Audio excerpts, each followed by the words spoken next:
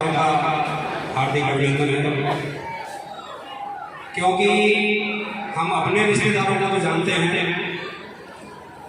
लेकिन सामाजिक तौर पे जब कोई कार्य किया जाता है तो उसमें सहयोग करने वाले लोगों को मैं सामाजिक रिश्तेदार ही समझता हूँ, सामाजिक रिश्तेदार मानता हूँ।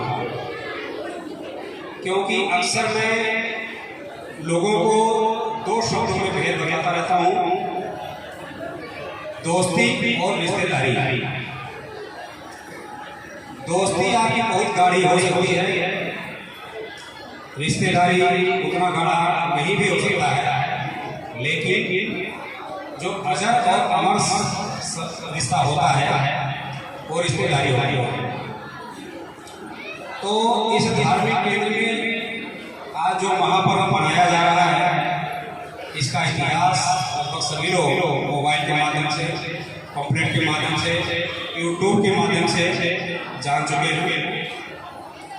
विशेषकर जो बहुत संक्षेप में आपको बताना चाहूँगा, वो ऐसी चीज़ बताना चाहूँगा जो लगभग आपको यूट्यूब में नहीं मिलता है, मोबाइल से नहीं मिलेगा, पंपलेट में नहीं मिलेगा, साहित्यों में नहीं मिलेगा। अब आप सोच सकते हैं कि क्या मैं इस चीज़ को कहाँ से खोज के लेके आया हूँ। कहीं मैं पढ़ाई नहीं किया, कहीं मैं यूट्यूब में नहीं मिला, कहीं मोबाइल से नहीं मिला, तो मैं कहाँ से लाया। तो आप सभी लोगों को ये निवेदन के साथ बताना चाहूँगा,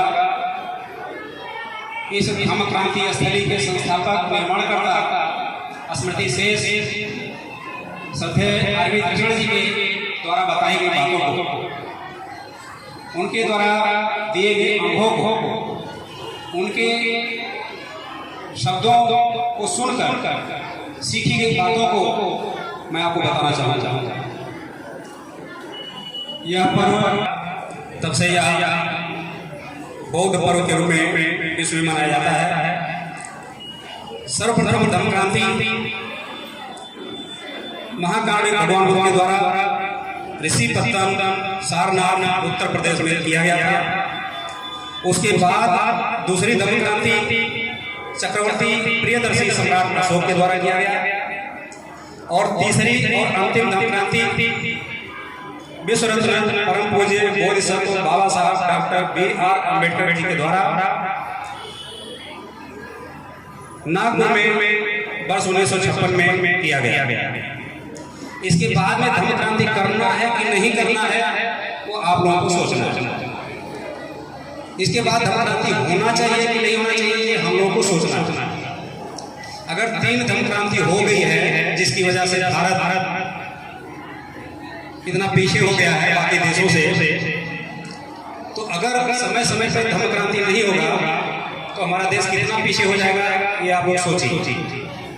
तो जो चीज़ मैं बताना चाह रहा हूँ आज के पर्व पे, ज़्यादा नहीं बोलना चाहता हूँ क्योंकि समय बहुत कम है, मौसम गड़बड़ है, आप सभी लोग बहुत दूर से अपना बहुमूल्य समय निकाल कर आए हुए हैं। तो आज के पर्व के दिन आप यहाँ से सोच कर जाइए, वही 2-3 लाइन बता देना चाहता हूँ।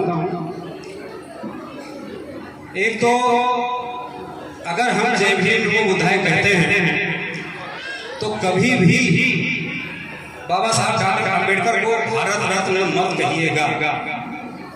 भारत रत्न खिलाड़ियों को दिया जाता है, बाजा बजाने वालों को दिया जाता है, डांस करने वालों को दिया जाता है, किताब लिखने वालों को दिया जाता है। उसी श्रेणी में बाबा साहब को रखना ठीक नहीं है। तो बाबा साहब को हमेशा विश्व कहेंगे। और चूंकि बौद्ध दर्शन के अनुसार बुद्ध के बाद जो पदवी होता है वो बोधिसत्व होता है। तो बाबा साहब बुद्ध नहीं बन पाए थे क्योंकि अक्टूबर में दीक्षा लिया और दिसंबर में परिनिर्वाण हो गया। तो इसलिए बोधिसत्व कहे जाते हैं क्योंकि उन्होंने भारत में बौद्ध धर्म का पुनर्जागरण, इसलिए उन्हें बोधिसत्व कहा जाता है। तो इसलिए अगर हम अपने मार्गदाता जीवनदाता का नाम लेना अगर नहीं सीख पाए हैं तो क्या धम्म क्रांति कर सकते हैं।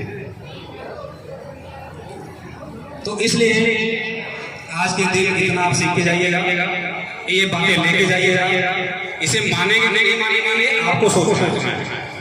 गौतम कुमार बौद्ध ने स्टेज के ऊपर खड़े होकर लेक्चर दे दिया इसलिए मान लेना है, ऐसा नहीं। सुनकर जाइएगा, याद रखिएगा और इसमें विचार कीजिएगा। दूसरा जो सबसे डेंजर, सबसे भयानक और सबसे खतरनाक जो शब्द है जो हमारे प्रचारक लोग प्रयोग करते हैं उसे आप बंद कराइए।